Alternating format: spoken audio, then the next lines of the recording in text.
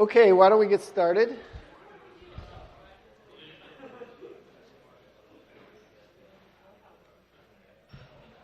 Before we settle in on lecture, why don't we have a little bit of time to talk administrivia for next week's midterm 1, yeah? So it's a week from today, Thursday. It's going to be in class, or at least during class time.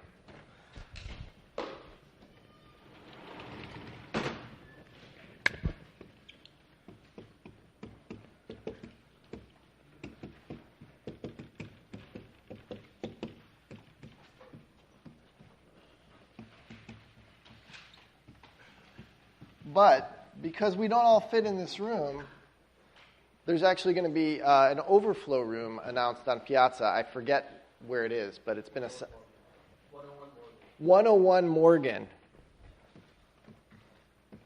And a policy for which room you're going to be sent to will be posted on Piazza. We're going to hash partition you into 2 partitions. None of you will spill, I hope. Actually, there's also, for those of you who have DSP accommodations, there will be a 3rd room, which is, I think, it's in Soda Hall. I think it's 380. I don't know if I've passed that one out, but there will be a room for people with DSP accommodations. There will be a TA or a faculty member in all of these locations. We will also have a shared Google Doc which will project on the screen with any questions or modifications that everybody should need to know about. So we'll have kind of a shared whiteboard. You're allowed to have a cheat sheet. All right?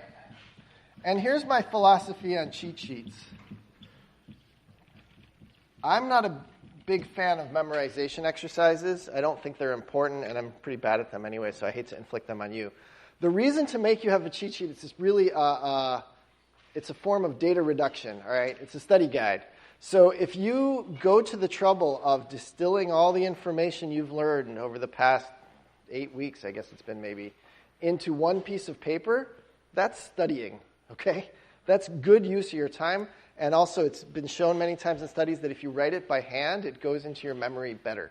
All right, so one thing you can do with this sheet of paper is take all the slides, print them real small, and put them on one sheet of paper. And then you know what happens during the exam. You're doing a nested loops join between the questions and the content, right? You want to construct an index of the information. You want the information to be aggregated to a conceptual level that's meaningful, right? And you want to make sure to keep in cache, so to speak, those things that you're likely to need or that you can't keep up here, right? So that exercise of figuring out what you want to write down so that you do well in the exam, that's called studying. All right, you can call it cheating if you want to. That's fine with me. All right.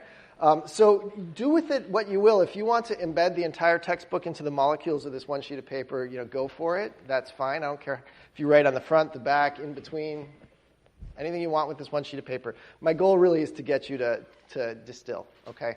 So you can copy your friend's cheat sheet, but that won't do you a damn bit of good. Really. You should generate your own. You can do them in a group. That's fine. But that writing down process, that distilling process, I call it studying. Okay? It's just a forcing function. So you get a cheat sheet. Somebody very wisely asked on Piazza, what about midterm 2 and midterm 3? Can I reuse my cheat sheet? I think what I'm going to do is a little bit of forcing you to distill again. So midterm 2, you'll also get one piece of paper. It's mostly different content. And then for the final, we'll have to decide if it's 2 sheets of paper or 1 sheet of paper. It might be good to make it 1 because then you'll distill one more time, but maybe we'll let you have the final on 2. In any case, assume you have 1 cheat sheet for the midterm 2 as well. All right, and there is some cumulative material, so that'll kind of keep you moving along and compressing as you go. Any other logistics questions about the midterm? The cheat sheet should be 8.5 by 11.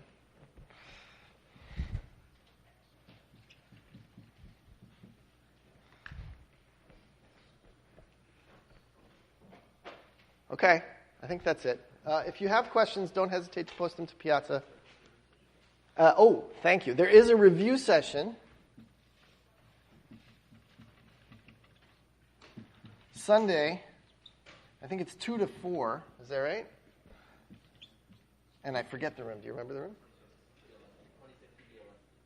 2050 VLSB. Valley Life Sciences. Okay? The TAs are going to run it. They're going to work through the last time I taught the class, midterm questions. All right? So you'll get a good pattern match to the kinds of questions I like to ask. You will get the questions they're going to go over in advance. So you can prepare to come with focused questions at that session. You may want to think a little outside the box of those questions and ask things about, well, what if the question were different in the following ways, right? Because each year the midterm can only hit so much stuff. Okay? But it's not going to be just a walkthrough of the slides. It's going to be kind of problem-oriented. Any other thoughts from the TA team here? Yeah, so I'll just emphasize, look at those midterm questions that are being passed out on Piazza or the website before you come, so that we're not just doing a recitation on Sunday, but these guys are actually helping you work through the questions that you have. Often good to hear other people's questions too, so even if you think you know it, it may well be worth hanging out. Any other logistics questions about the midterm? I know this is coming fast and furious because homework 3 is due tomorrow night, not tonight, but tomorrow night.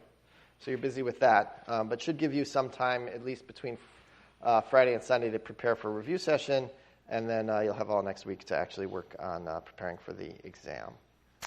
I wanted to show you something from today's Daily Cal. I don't think it came through, though, on my email. I only have it on my iPhone, so we'll just have to wait and see if that comes later. Okay. So be it. All right, so meanwhile, back in database land. Oh, there's my calendar. That's exciting. Yeah, I know. It's a bummer. Okay. Here we were. Last time we were talking about entity relationship modeling is where we left off, and we'll start back from the beginning of that section. So we begin with the notion of entities, which are individual objects in the world, sort of like nouns. They have attributes. And then entity sets, which are collections of objects with the same attributes. Okay, so similar entities. The picture at the top is a graphical depiction of the entity set employees. It's got an attribute SSN, which is a key, and you can tell that because it's underlined. And it's got two other attributes, name and lot. You can have a multi-attribute key, just like in the relational model. So you could have first name and last name. Both of them underlined means they're a composite key. Okay? So those are entity sets. And then we have relationship sets, which annoyingly fly into the slide as if it's 1998. Sorry about that. It's kind of yucky design. Works-in is a relationship set. A relationship set is a set of relationships between individual entities. So works-in is a relationship between an employee and a department. Bob works in the shoe department. Works-in, the relationship set, relates a set of entities with a set of departments. And we'll talk about next kind of the different flavors of relationships that we can have.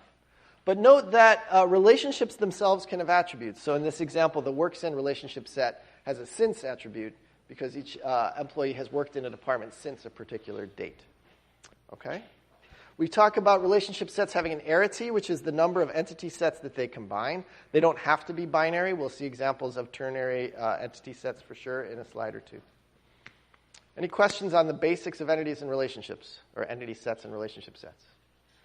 This graphical depiction is actually the language in which we will program this idea, or at least if you get a modeling tool like ERWin, which is a sort of standard desktop modeling tool that a lot of people use.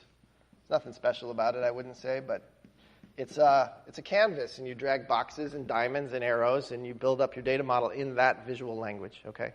It's perfectly formal language. And we'll talk about the shapes of these edges in this graph shortly, because they can change. Yes? Can I go back one slide? You bet.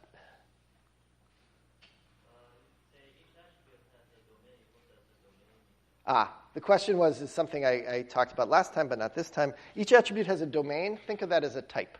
Okay, so the domain might be integers or floats. In principle, the domain could be anything. So you could, in theory, have a domain like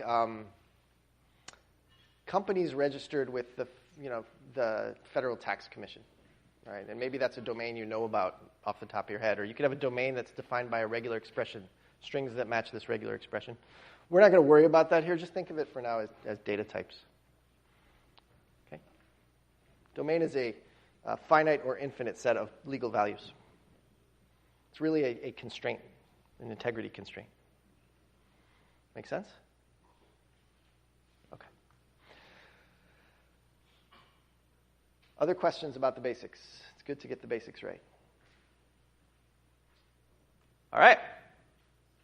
So, just like you can have self-joins in the relational model, you can have cases where in an ER diagram, the same entity set can participate in multiple relationship sets or in different roles in the same relationship set. So here's a case where employees participate in the works-in relationship set. That's fine. Employees also participate in the reports-to relationship set, and they participate in two ways because they're on both. They have two edges going into that relationship set. And we might want to label them, the different roles that the employees play. There's the supervisor role and the subordinate role in a reports-to relationship, right? So an employee manages an employee, but sometimes the relationship set is playing the role of the supervisor, and sometimes it's playing the role of the subordinate. It's as if you're doing sort of a self-join there, if you want to think of it in those terms, right? Managers and employees. They're all employees, but we have this relationship set that arranges them in this way. Okay, so Michael Franklin is the chair. You met him. He is the supervisor of me, right? We are both computer science professors. Similar deal. All right. Questions? All right. Key constraints. So we talked about keys, but now we're going to talk about key constraints as they relate to relationship sets. So we talked about keys of entity sets. Now let's talk about key constraints in relationship sets. This diagram says, which just has plain old, those red edges are just emphasizing the fact that these are undirected edges in the graph. They're just plain old undirected edges in the graph. And what they're indicating is that there's no integrity constraints, no key constraints on those relationships and the way that the entities participate in them. So an employee could work in 0, 1, 2, any number of departments. And a department can have 0, 1, 2, any number of employees. We call this a many-to-many relationship. Okay? Now, the manages relationship, we probably don't want that. We probably, well, maybe in our organization, we don't want someone to have two managers. Or maybe we want everybody to have at least one manager. So there's different things we can say here. So if we draw a directed edge from an entity set to a relationship set, what we're saying is that that entity set has at most one participation in that relationship set. So what we're saying here is each department has at most one employee who manages it. The department participates in manages at most once. Did I say at least once the first time? I meant at most once. I hope I said it right. All right. So if you see that arrow, the way you can think about it is sort of visually, there's a way to go from a given department to a particular employee that manages it. There can't be two. All right. There can be at most one. All right. So that's a greater than one. So let's write that down because we're going to need this later.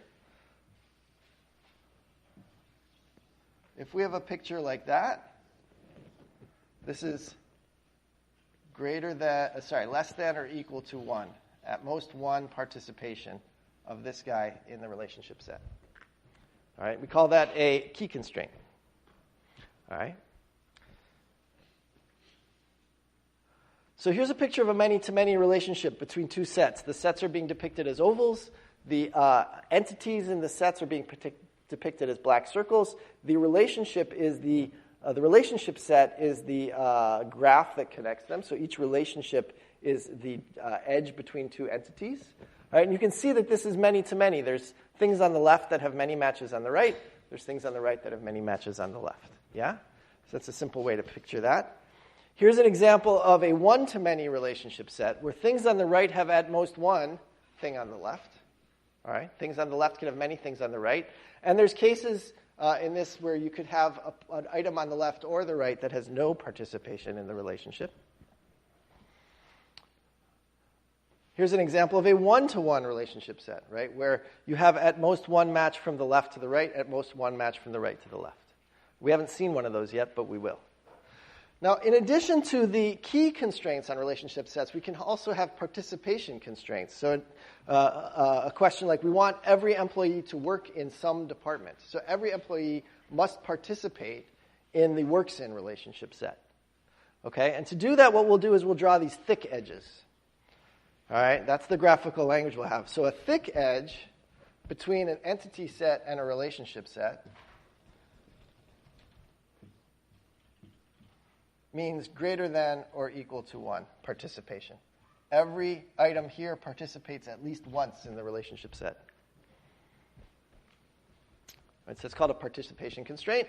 And if we have this, we'll say that the participation of, in this example, employees in the works in relation is total. That is to say, there is a participation constraint. So it's at least 1. Questions? All right. We might also say that every department has at least 1 employee. That seems like a reasonable thing to say. And here, what we've done is we've got an arrow that is both thick and an arrow. All right. So if you take the conjunction of this predicate and this predicate, you have equals 1, right? Greater than or equal to 1 and less than or equal to 1 means equals 1. So if you have something that looks like that,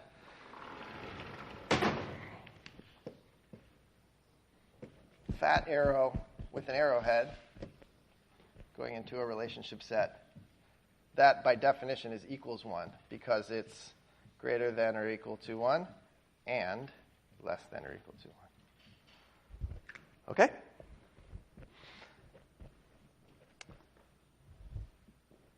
So you can have that as well. And what this is now saying is each department has exactly 1 manager. We used to be saying each department had at least 1 manager. Now we're saying at most 1 manager. Now we're saying each department has exactly 1 manager. Right? The arrow is at most 1. The fattening is at least 1. The combination is exactly 1. All right. This is the notation, the graphical notation used in the book, arrowheads and thick edges. There's an alternative notation that's used in some of these tools, I think including ERWin, which is called crow's foot notation. If you want, you can look at this. It's another way of marking how things could be one to many, 1 to 1, or 0. So participation would be a 1, and key constraints are 2, 1. So anyway, you can look at this example if you want. We will not test you on this. I just wanted you to know that this exists and have seen it. But the notation we'll be describing and talking about in class will be the notation in the book, which is the arrows and the thick edges. Okay, I just sort of threw this in as informational because you'll see it in tools out in the field sometimes. Okay, so this is all pretty straightforward. So the summary so far, just to make sure you got entities collected in entity sets, we draw those as rectangles. Relationships and relationship sets, we draw as diamonds. Key constraints, which means at most 1, we draw as arrows. Participation constraints, at least 1, we draw as bold. All right? And that's enough to get started. All right? And that's usually a pretty useful thing to write down when you're modeling something in the real world. And we'll show you how to translate this into SQL integrity constraints in a little bit. But this isn't necessarily everything we want to capture, and the ER model has more richness to it. So let's keep going forward with this stuff. The next thing we'll talk about are what are called weak entities. All right? And the idea is that a weak entity is something it doesn't fully have identity. It belongs to something intrinsic in your data. It itself is not. So this weak identity can be identified uniquely only by considering the primary key of another owner entity. And rather than read this through, let me give you an example, and then we'll come back to the definition. So here's an example from sort of insurance. All right, there are dependents, there are employees, and there's a relationship between them, which is that the dependent is covered by the employee's insurance policy.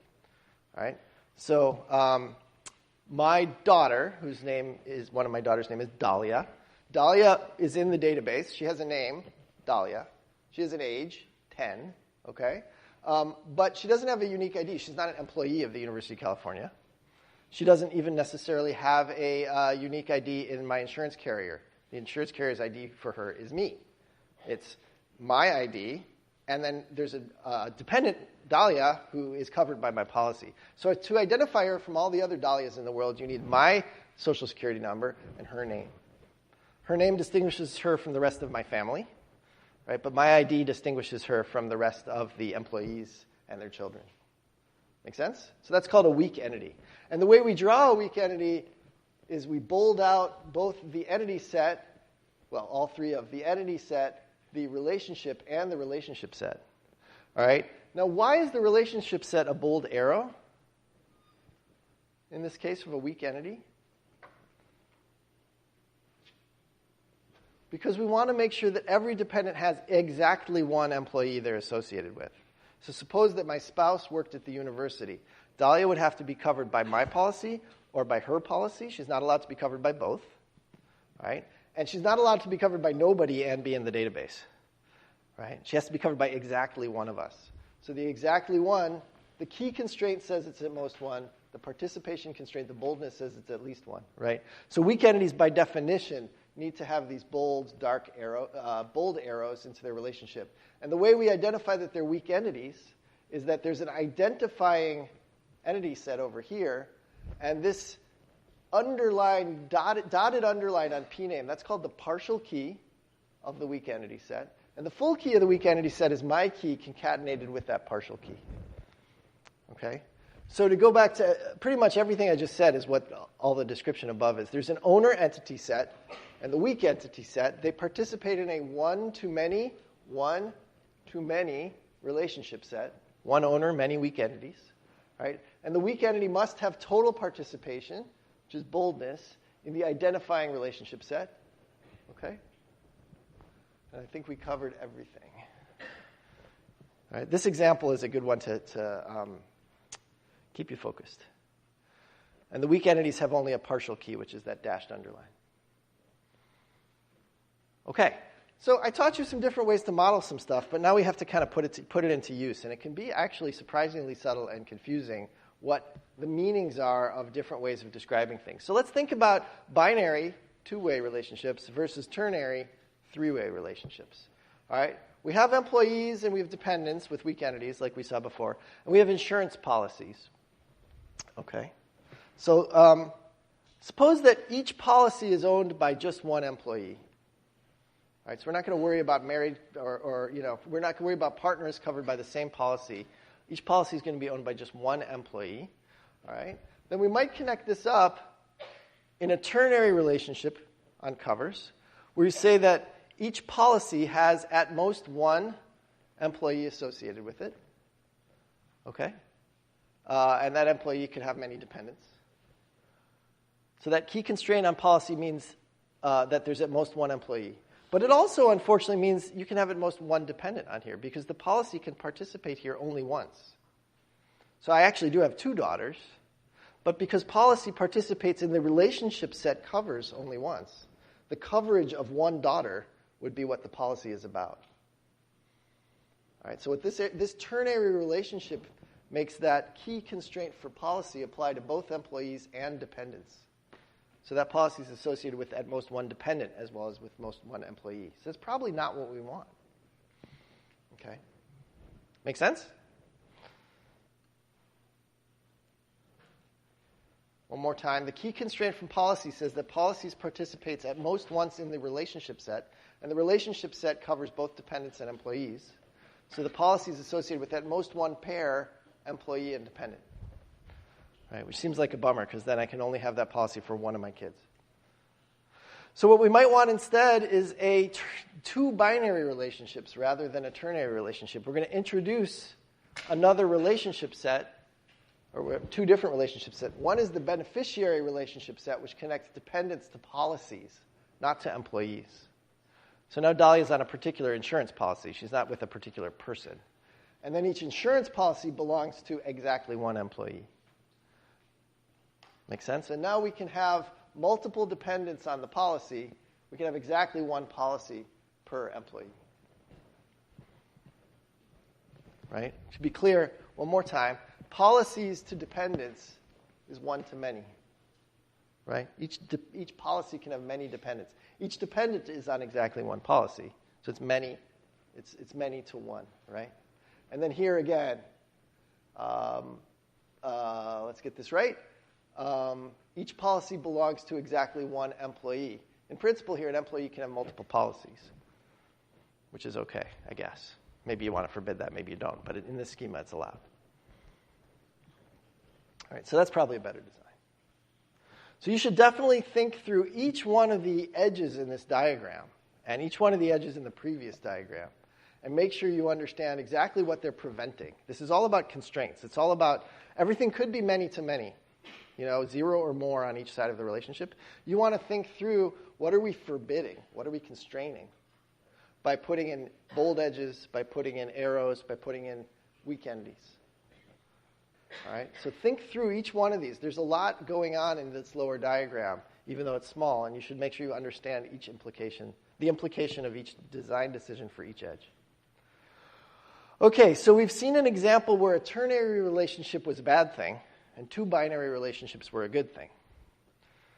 You'd expect that I would show you an example the other way around now, right? Where a ternary relationship is a good thing, but two binary relationships will be the wrong thing. So let's go through that. Okay. Oh, I just said what's in the slides. So here's an example in the other direction. We got contracts, we got parts, the contracts connecting parts, departments, and suppliers. All right, let's just go through it. So there's quantities on these contracts. So let's look at the top ternary relationship. A contract is a connection between some particular parts we want to buy, particular suppliers of those parts, and particular departments that are presumably paying or responsible for this contract. Okay? So in the top, the contract covers all three of these cases. Let's look at an alternative design with two binary relationships, or actually three binary relationships. Suppliers deal with departments. Departments deal with suppliers. Parts are needed by departments, and departments need parts. Okay? And suppliers can supply parts, and parts can be supplied by suppliers. And that's all fine. The question is, when you have a particular contract, where does the quantity go in this lower diagram? How do we say that, the shoe department needs 2 shoelaces from, Bob's shoelaces? Right. Where do you put 2 shoelaces in this picture? We know that Bob can supply lots of shoelaces, but if we put the quantity there, that represents how many shoelaces Bob's could possibly supply, not how many are on this particular contract, right? So it's not at all clear where to put quantity, and in fact, there is no place to put quantity here that would have the same semantics as it does up at the top. Okay, so that ternary relationship is kind of what we want in this case. It is what we want in this case. Again, this is one of these things, I can say it, you can look at it, you sort of get it.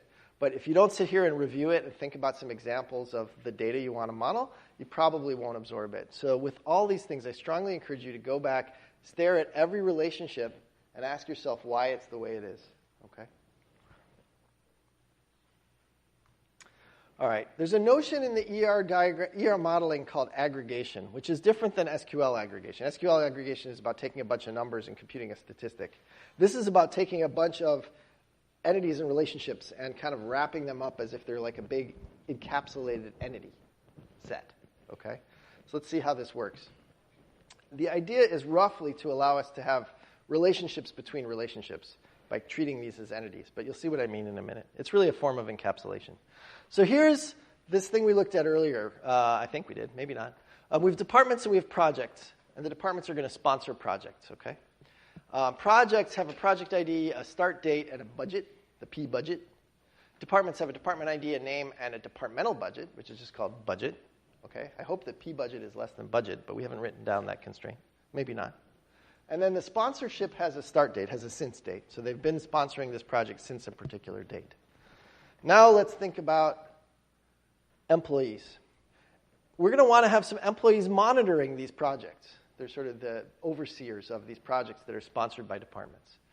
So the employees have their social security number, their name, and their lot. They're going to monitor these things until they get to not have to monitor them anymore. Okay? But the question is, what is it that they're monitoring? They're not monitoring the project per se, because the project may have multiple departments sponsoring it.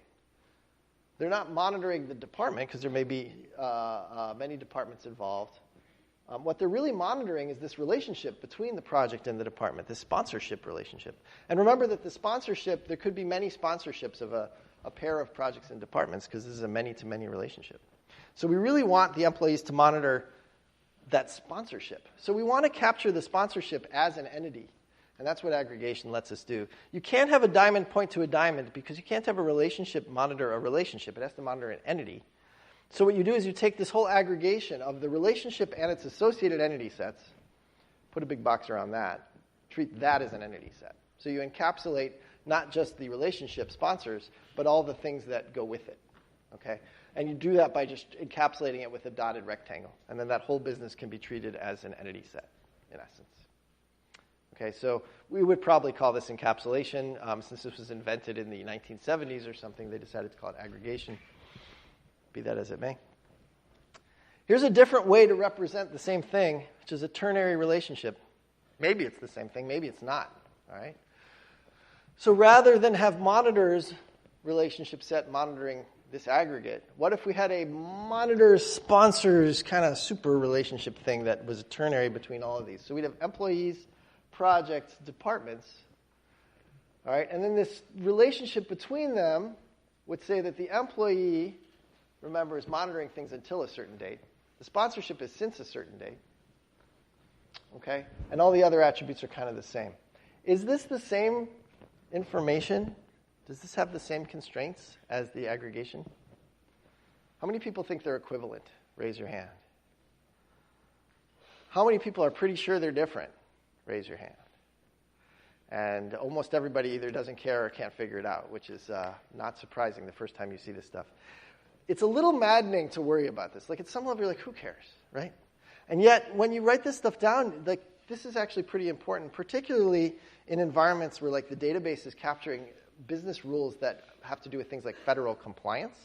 So the federal government's going to come in and check your books and make sure that, every contract has, an underwriter or something like that, right? These are things like you have to get right for those reasons, these information models.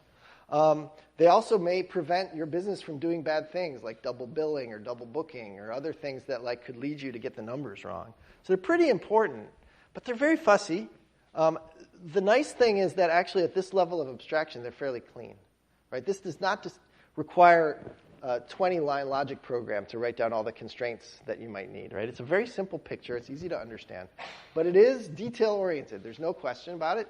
And it's not algorithmic. It doesn't do anything, right? Which I think is hard for engineers. It's a little hard for engineers to love because, like, it doesn't do anything. It doesn't go fast or slow. It's just a spec, right? It's just a logical specification of what's legal. Having said all that, it's still really important. Okay. So the thing on the left is different from the thing on the right. And what I'll do is make you think a little bit more situationally. So what might we change over time in one of these databases? What could change that we could capture in one schema but not in the other schema? Or we could or vice versa. Can anybody see something where things can change over time and the representation would be different in the different schemas? Or inequivalent? Yeah.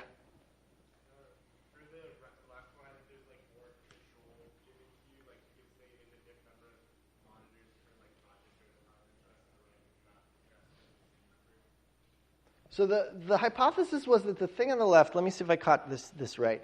The thing on the left has more flexibility, was I think what you said, in the way that monitors and sponsors can be combined.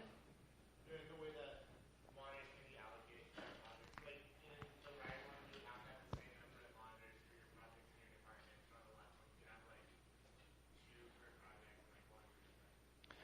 Okay, so the hypothesis was it had something to do about the number of monitors for a project being more flexible in one place than the other. I'll point out that because all of these edges are thin ink and no arrows, these are all arbitrary many-to-many relationships. So we can have 0, 1, 2, or any number on any side of these edges, on any pairing, okay? Which means that on the right, you can have as many employees monitoring as many sponsorships as you want. So this thing, it seems to me, is the monitors relationship set can have as many many-to-many relationships on either side. And the sponsors one also can have as many many-to-manys as you want. Similarly here, it seems like the trio of employees, projects, and departments can be hooked up in many-to-many relationships as well. So there's no constraints on the cardinalities of these relationships in either case exactly. But you're getting at something, I think. Fundamentally, here there's 2 relationship sets, and here there's only 1, right? So there's something different. And what's going on over here is that monitoring and sponsoring are being bundled, and you can't decouple them, right? Somehow there's a decoupling of monitorship and sponsorship here. And if you look at the attributes, monitors here has an until clause, since has an until, sponsors has a since attribute, The until attribute and the since attribute can be kind of, you could have, and maybe this is what you're saying, but I think it's opposite. You can have until be a different number of things than since over here because the monitors and the sponsors are decoupled. Whereas here, for every until, there's a since, right? And so there's some number of monitoring is more flexible actually on the right per sponsorship than on the left. There have to be exactly as many monitors as sponsors on the left. But the number of monitors and sponsors can be different on the right. Does that make sense? So I think actually what you said, but the other way around. Yes? On the table on the left, The ER diagram on the left. you can have a department-to-project relationship with multiple different SINs, because each SIN is defined uniquely by the trio of project department employee. Mm-hmm. You could have one monitor department project with the same department project, one SIN state, another employee monitoring that relationship with a different SIN state. That seems to be true on.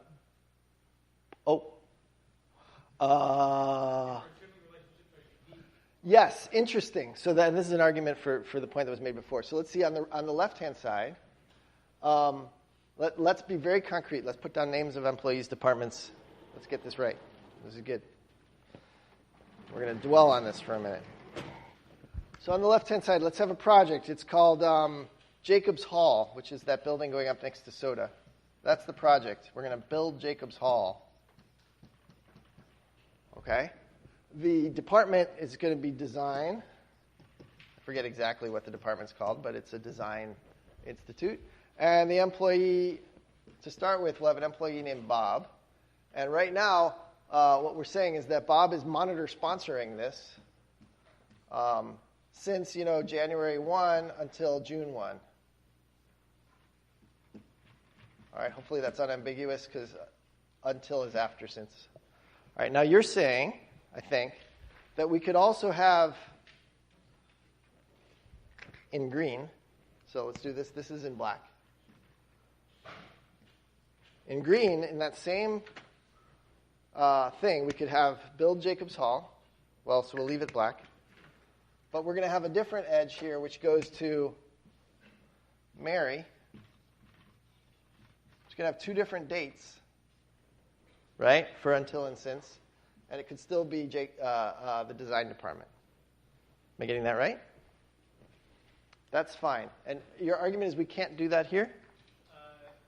So if each project department relationship is if it only occurs once in the sponsors table in between, then you can only have one SIN state.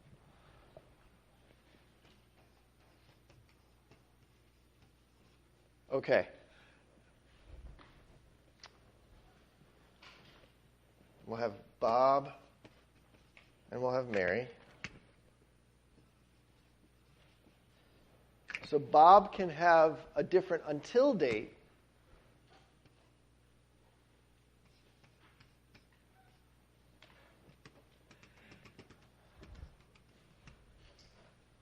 So the until, which in this case was 6-1, and the since was here was 1-1, right? Sorry, black. 1-1. Now your point is, let's do this again. What are you saying? Mary will have a different date here, right? What do we say? Mary didn't get a date. Let's give her concrete dates. Here, and this is, I think, your point. So she could be since 2-1 until 5-1. I don't know if you guys can read that, 2-1 and 5-1. So here, she can't have both of those things. She can only have until, which would be 5-1. And there's no way to capture in this schema the 2-1. Are we agreed on that? Because the lock-in on the project was 1-1. That's when it started being sponsored. But we could add an attribute to monitors, and then we could, right? And so it doesn't really require a change to the structure of the schema. It just says, well, gee, if what we mean by this date is both the date it started sponsored and the date it started monitoring, well, then put a since in monitoring, okay? And that's good. So this seems to be still more flexible. This could be 2-1. And in fact, note that here we could have the sponsorship start on 1-1 and the monitoring start on 2-1, and they're separated. And here we can't do that, right? So this is actually a bit more flexible than this one, all right? And maybe that's good, maybe that's bad, but it is more flexible. Okay, so you cannot capture the notion that sponsorship start and monitor start are different here. Here they're coupled. Okay. Thank you for working that through. And I think this is the kind of thing you want to work through at home as well. Yeah? Do sponsors have to be employees? Let's see. In this picture, no, sponsors has nothing to do with employees, actually, on the right-hand side. And that's sort of the point. On the left-hand side, employees are involved in sponsorship. And on the right-hand side, they're not. They're only involved in monitoring. Yep, right. If we took away the employees, the thing in the dotted lines would still make sense on the right, if you like. And on the left, the relationship is blown up, right? There's no definition of this ternary relationship without the employees. They're intrinsic to it. Yeah, it would be a different relationship if we took the employees away. That's another way to think about it, is that the connection between projects and departments is independent on the right of the employees. It's a very good question. Whereas on the left, the relationship between projects and departments involves the employees and would have a different meaning if you took the employees away. Great. Yes? Yeah. So, and let's be super duper clear. So, one more time with gusto. So let's see. Maybe I need to write down the names of all the attributes.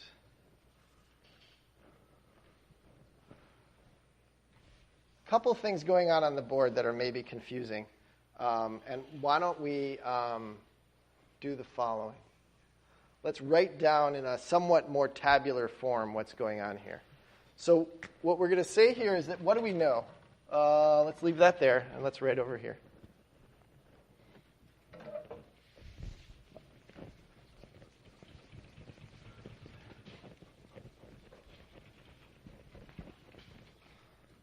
In black, which is to say the relationship set, the relationship on the left-hand side connecting Bill Jacobs Hall, Bob, and design.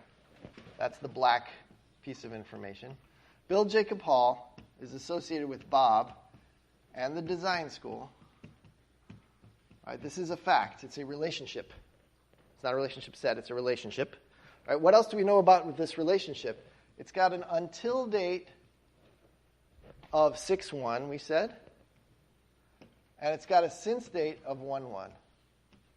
So we've written it down in kind of a tabular form. This is the project. This is the employee. And this is the department, right? Good? Now, what we said about Mary was it's BJH all over again. But now it's Mary. It's design again. But with different until and since. So we said this was 5-1 and this was 2-1. Okay? That's what we drew on this. So this all relates to the ternary relationship example. Now we can do the two binary relationship examples separately. Okay? Here we're going to have a project, an EMP, a department, and until that's associated with the sponsorship, and an until that's associated with the monitors,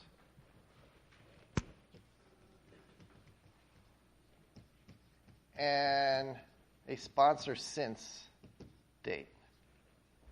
Okay? And we started with Bob, or BJH, Bill Jacobs Hall, Bob, design, 6-1, sponsor since 1-1. Okay? And then we had Bill Jacob Hall with Mary, design. Now the since has to be the same. on the right-hand side picture because it's the same sponsorship that we're talking about. But the until can change for Mary. And what we said was if we want Mary's monitoring to have a since date, monitor since, we could add that to the monitors relationship set. That would be fine, but it would be sort of different. It would be monitor since. And then if we wanted Mary to have different dates than Bob, that could be fine. In fact, they could both have different dates. This could be 2-1, and this could be 3-1, and that would just be different information. Right? But here, the until and the since go together 1-to-1, and here they're decoupled. Monitor until, sponsor since. Okay? Now, what we're going to do in a few slides, and maybe we'll take a break before we do that, is we're going to show you how to translate ER diagrams to SQL. And I've elided a little bit here the details of what the tables are and how they're joined together. All right? And what you're going to see when you convert the thing on the left and the thing on the right to SQL is you get different table structures with different keys and foreign keys that will enforce these constraints. But the thing to keep in mind here is that the sponsorship relationship over here is independent of the monitors, and here they're coupled. I mean, it's pretty much that simple. Okay. So, as we saw, entity relationship modeling can get tricky, right? This whole idea of conceptual modeling is not sort of as easy as it seems. We started with boxes and arrows, and it seemed just fine, but it actually gets pretty subtle, okay? So some of the design choices you'll end up thinking about, and we'll talk through some of these over the next slides. Should something actually be an entity, or is it just an attribute? Should it be an entity, or should it be a relationship? Actually, sometimes that's ambiguous. You can think about an insurance policy. Is that a relationship, or is that an entity set? And for relationships, are they binary? Are they ternary? When do you use aggregation? Okay? So this stuff all requires careful thinking usually about duplication of relationships and whether attributes can be associated with one or more things. All right, the goal of this whole business is that you want to capture as much of the semantics of the real world as possible. You want your database, if this is one of these governed systems that's running your bank or running your business, you want it to capture what's possible in the real world and forbid what's not.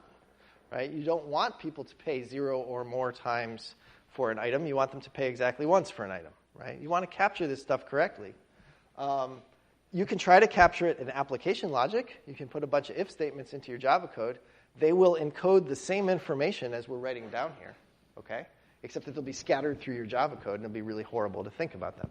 If you capture them in your data model, they'll be enforced in one place, down at the storage layer, and you'll think about them holistically when you're designing your application, which is a good time to think about them, if you're doing one of these carefully designed, long-lived applications. Now, some constraints cannot be captured in the entity relationship model because it's just not that rich and expressive language. There's things you can't say here. You can't say your bank account must be greater than 0 because it just doesn't do numeric constraints, for example. And you certainly can't say the sum of checking and savings must be greater than 0. Right? So simple examples like that. But you also can't say things like, we can only allow 350 students in CS 186 because it can't count either. It's not just about arithmetic. There's a whole bunch of things you can't say here. So we'll have to refine the constraints and add further things when we get down to the relational level. All right, so just keep that in mind. But what we're going to do next is go through these red choices and get a little bit of a rubric around how to think them through, one at a time. So first off, entities versus attributes. Okay, so address. Should address be an attribute of employees, or should it be an entity of its own? This is a fine example because it depends.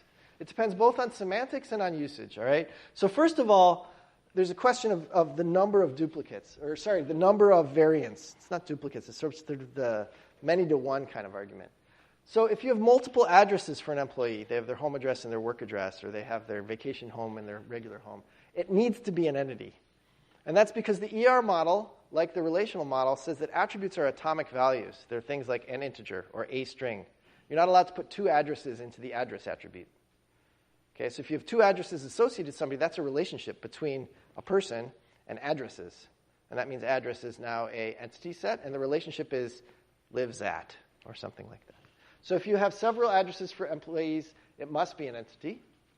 And then the other thing is that an attribute is atomic not only in that there can only be one copy of it, but that you can't break it down any further into fields.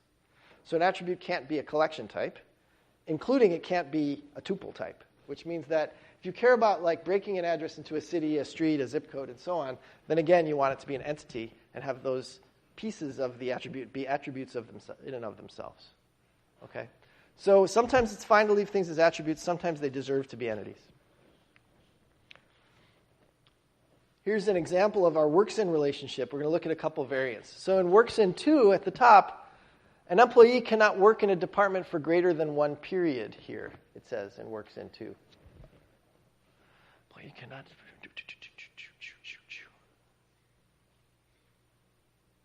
not work in a department for greater than one. Gee, I looked at these and now I can't make sense of it again. I apologize.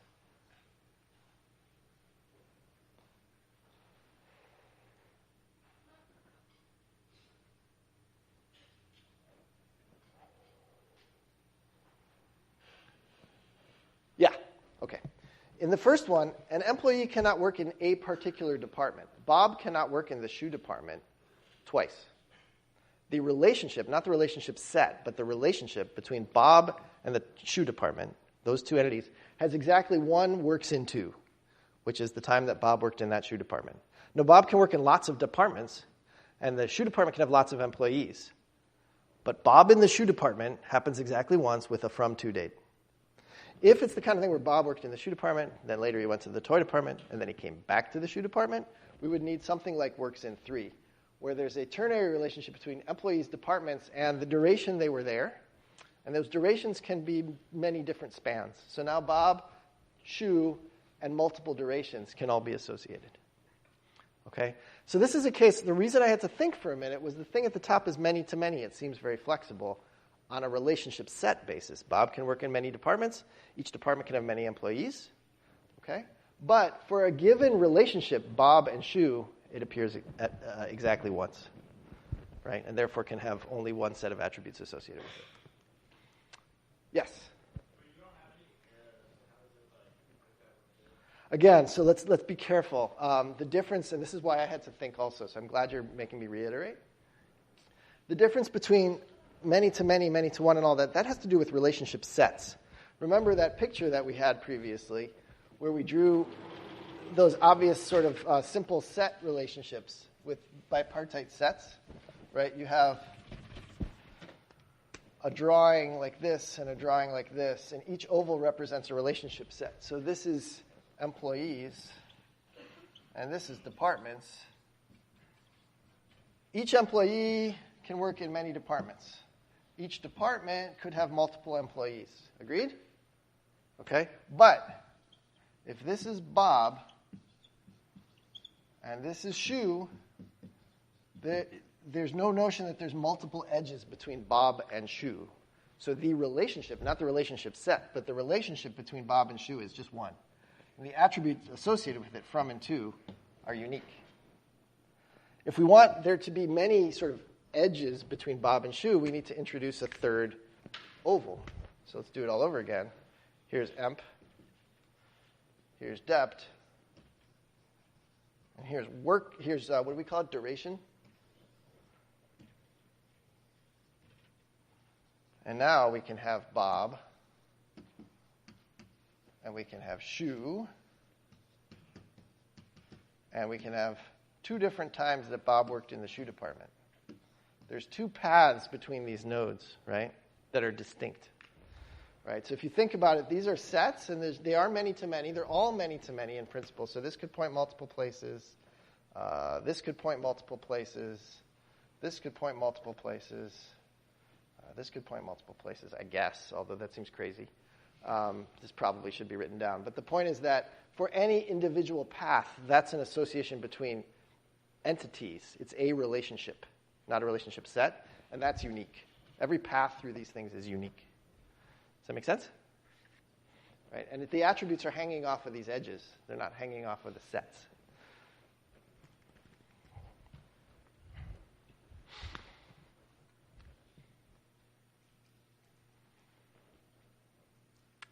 All right, so this is in some sense the same idea as having multiple addresses per employee. Multiple durations per employee is a similar issue.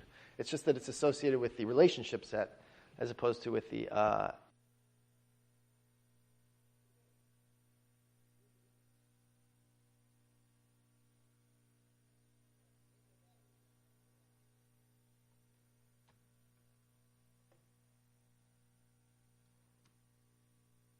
Hello? Yeah, okay, good.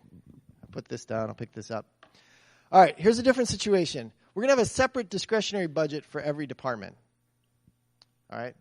Right now, departments have a budget, and the management relation, each department has participation in at most one manages relationship, right? Because there's key constraint from departments to managers.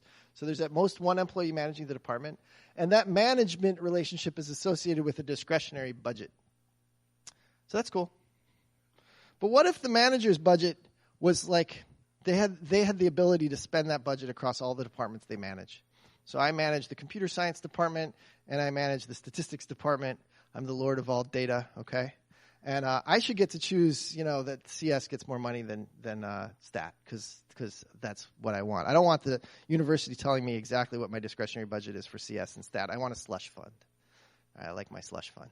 I can't capture that in the schema up above because the D budget is associated with my management of CS, and it's separately associated with my management of stat. I want my slush fund. So for my slush fund, I need a new design. All right? So this is one where now, rather than managers being a relationship, I want my appointment as a manager to be an entity set. All right? And then my slush fund goes on Joe the manager appointment. Right? When I get appointed, I get a slush fund, and I get to spend it across the different departments that I manage, okay, and in principle, the different employees that manage these departments, okay. But notice that employees and manager appointments are now in at least one relationship in both directions.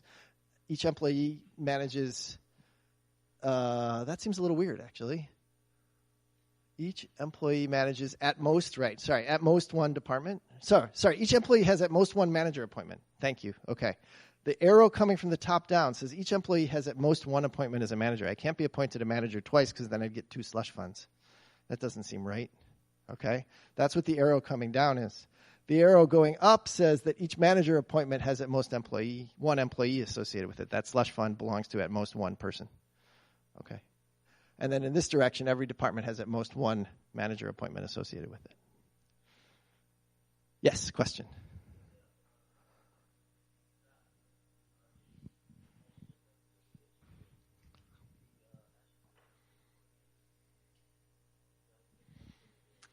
Great question. The question is, why can't we, to get the semantics we want at the top, why not put the D budget on the employee? That was the problem, right, is that Joe wanted to have his own budget. So why not put the budget on the employees? Anybody have an answer to that? Then everybody gets a slush fund, even if they're not a manager. Okay? Which, maybe that's fine because it's 0. But it's a different representation. Yeah? Yeah. So here, D budgets are only associated with management in both cases. You don't want the rank and file to have budgets. All right. Good. But you see these little design decisions, right? They all have implications. Okay. Now, if you like this stuff, I encourage you to paper your wall with it, right? Because this is what happens when you do a really big design for a really big system. This is I took this off Wikipedia. I Googled for big ER diagram. So these aren't that hard to find. They're pretty typical. If you get a job at McKinsey or one of these places out of college, that might be your job, is to generate this kind of stuff. All right. It's not surprising because when you get into a business and you really start paying attention to what all goes on when people shop at Amazon, really, there's a lot of stuff going on back there. It's not just you and your shopping cart. There's all the suppliers. There's all the credit card approvers. There's goodness knows what. There's just a million things to be captured to represent a big enterprise, right? And if you want to capture it right, and there's a part of Amazon that wants to make sure all the billing is right and all the numbers are right. It's not all just scale. A lot of it is get the rules right. You get stuff like that. So just realize that this stuff gets pretty complicated in reality, and we're really zooming in tight on the details here. Okay? So let's take a little break. We got 20 minutes left. Let's take a couple minutes to stretch because the next thing is technical. We're going to convert these ER diagrams to SQL.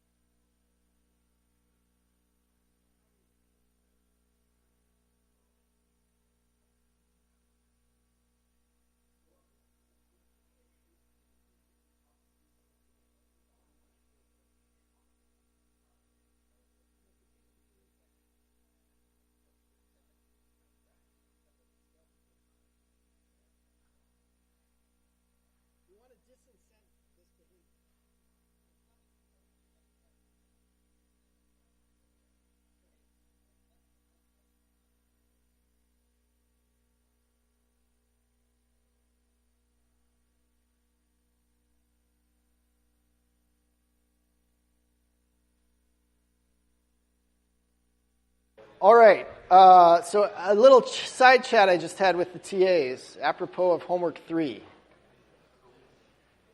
So we said after homework 1 and before homework 2 that submission errors, that is, you didn't submit the project through GitHub correctly, would be shown no mercy.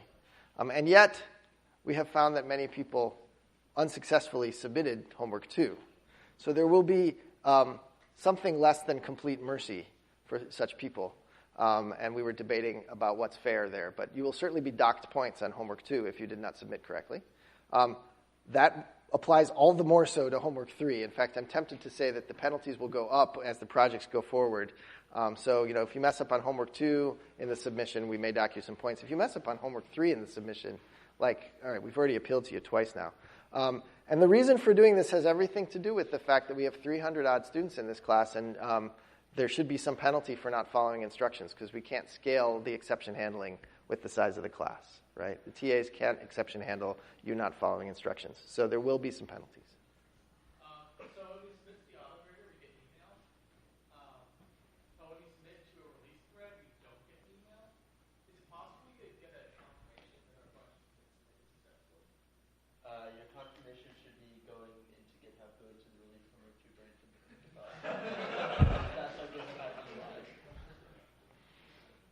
The auditor email is there to confirm that whatever you've done runs successfully in our environment. Okay. It's not like a submission confirmation, it's that your code actually works in our environment. Okay, I'm not going to repeat that for the benefit of YouTube because it was sort of a question was asked and I think no change resulted from the question. So everything is as it should be. That's, I think, the upshot from that. Okay, so moving on, we'll start talking now about converting entity relationship constraints to relational database constraints or entity relationship schemas to relational schemas. Really, I'm sure you could see through this. This feels a lot like tables. We even tried to draw them as tables. And I went through this, and you saw I used 2 different colors for encodings to try to capture that there's some variation going on. It's not like this whole business turns into one table, right? There's something complicated going on, and we felt that when we were trying to feel our way through these examples. Let's make that very concrete now. All right? How do entity relationship diagrams and their constraints get captured by relational tables and their constraints? Okay? And it starts out dead simple. Entity set is a table. The key of the entity set is the key of the table. Right? So here we go. Entity sets, employees, social security number is the key. There's the SQL. Okay? Social security number, name, lot, primary key, social security number. It's that simple. All right? So that's fine. Keep an eye on that. Let's not forget our keys. Okay, what about relationship sets? Well, if everything's easy, if it's many to many, it's pretty simple. We're going to create a table for the relationship set. So like works in, all right? And what does this table have to have? It has to have the keys of the entities that it's connecting, right? So the works in relation has to talk about an employee and a department. So it'll have the key of the employees table and the key of the departments table, social security number and department ID. It will also have whatever attributes that the relationship set had, like since. Okay? Now note that the social security number and the department ID, which is to say the keys of the relationship sets that it's connecting up, together form a superkey for this table. So we're going to say primary key SSN DID, not only is it a superkey, but it is the key in this example. Okay? The key for this relationship set is the keys of the 2 entity sets it connects, right? Because it's exactly this conversation we had before. Each one of these edges is a unique relationship between an entity and an entity, right? So when we write them down in the relationship set table, each row in that table corresponds to an edge in this picture, okay? And there can only be one edge between any 2 dots. Okay, and then of course these are foreign keys. SSN is a foreign key to employees, and departments is a foreign key to, DID is a foreign key to departments. Again, this is pretty straightforward from many to many. Now let's think about our constraints. Remember this picture. In this example, we have a key constraint. Each department is managed by at most 1 employee. Right, how do we capture that in SQL? And remember, one-to-one, one-to-many, many-to-one, many-to-many. Well, there's actually two ways to do it. So let's look at the left-hand side first, okay? So what we're going to say is in this manages table, remember that the primary key for many-to-many in the previous one, the primary key of this relationship set was the two foreign keys, was SSN and DID, right? Works in. SSN DID captures one of those edges. Now look at this one, left-hand side. The primary key of manages is just the department ID. It's just the department ID. What's that about? What happened to the employee? Why isn't Social Security number part of the primary key here? Yeah. All right. Only one employee is going to be managing a department. So what was said for those of you on TV was there's no point having the SSN in the key because there's only one SSN associated with the department. Is somebody want to say something just slightly stronger than that? It would actually be bad to have the SSN. Excuse me. It's not just that there's no point. It's actually bad because if the SSN was part of the primary key, what could you have?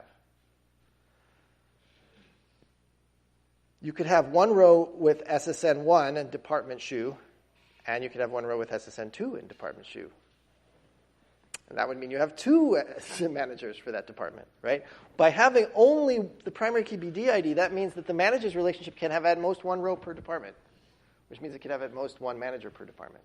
So that removing SSN from the primary key enforces the at most one constraint. That's exactly how we capture it in SQL, is we take the foreign key to employees out of the primary key of manages. Smaller primary key, less flexibility. Fewer columns in the primary key, less flexibility. All right? Here's another way to do it on the right-hand side, which is don't create a manages table at all. Just stick the manager information on the department. So we'll create a depth manager table that captures both the department and the management information. Because after all, there's only at most one manager per department. So we can have the manager information be kind of a decoration on that department, just extra columns.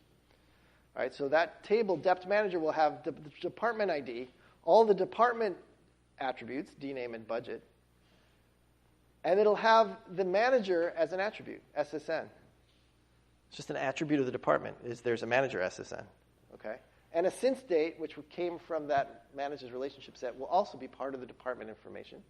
The primary key is still DID, because there's one row per department. There is a foreign key on employees to SSN. Okay? Oh, by the way, it would be just fine to have the SSN and since fields be null. Nothing in the schema says they can't be null. So there can be departments with no managers, which we want because that's what the ER diagram says also. It says at most one. It doesn't say 0 is forbidden. All right, so 0 is allowed here too by putting nulls into the SSN and since. Good?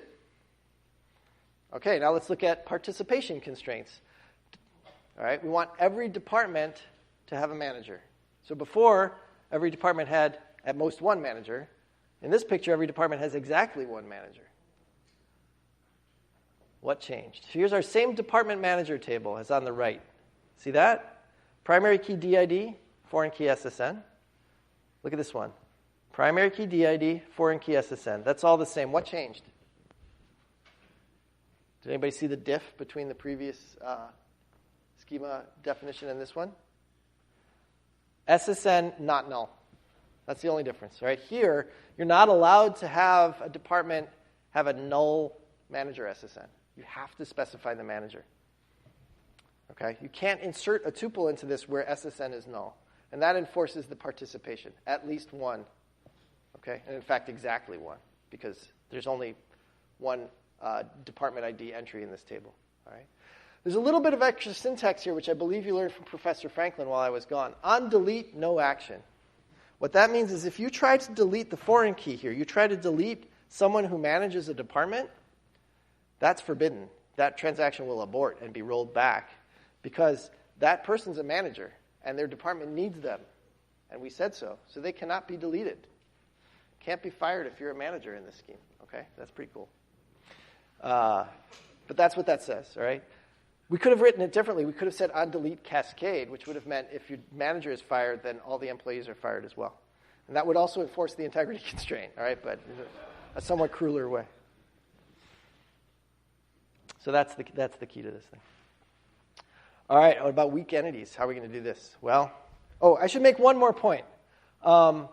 This thing worked. This trick with depth manager and not null worked because it was a binary relationship with one participation constraint on one side, right? If you go back to the picture, like that, notice that the manager's relationship has a dark edge on it, but it's only got a dark edge on one side, and it's a binary relationship. So we can take departments and managers and smash them together into one relational table, and it's all good. But if it was a ternary relationship, or if there were dark edges on both sides, let's do dark edges on both sides first, then would managers go to the right or to the left? It can't go to both, and then we're stuck. All right, so you can't play this trick of mashing together the entity set and the relationship set into one table if there's dark edges on both sides of the relationship set.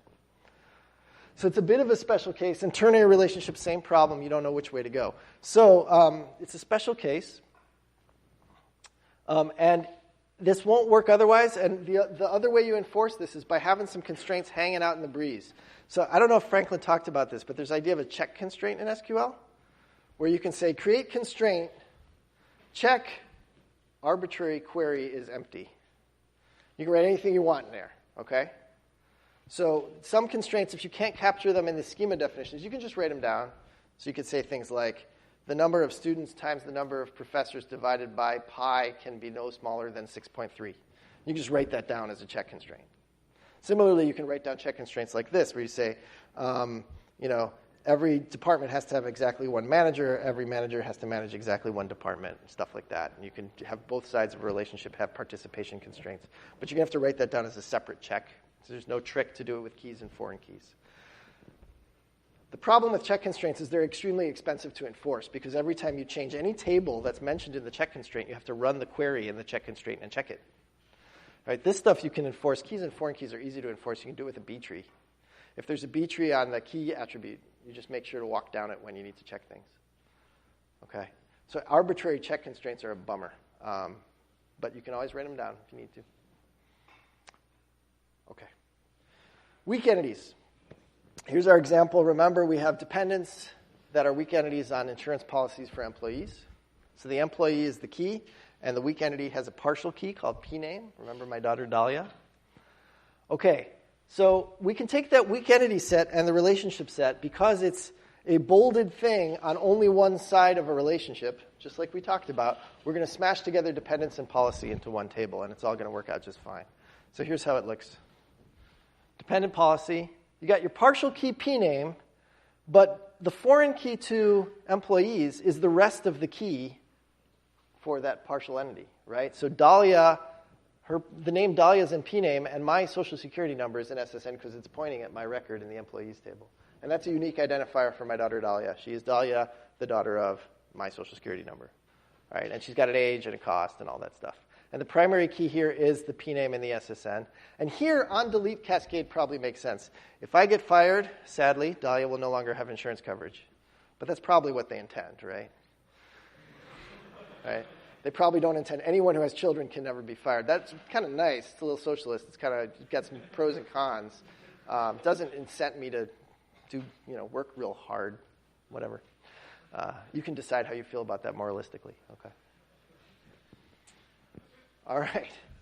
Well, that's a bunch of stuff. I will point out that a tool like ERWin, you draw all your boxes and arrows, and you get your bolds and all that ready, and then you say translate to SQL, and it goes, and it generates you a whole bunch of create table statements, and you're done.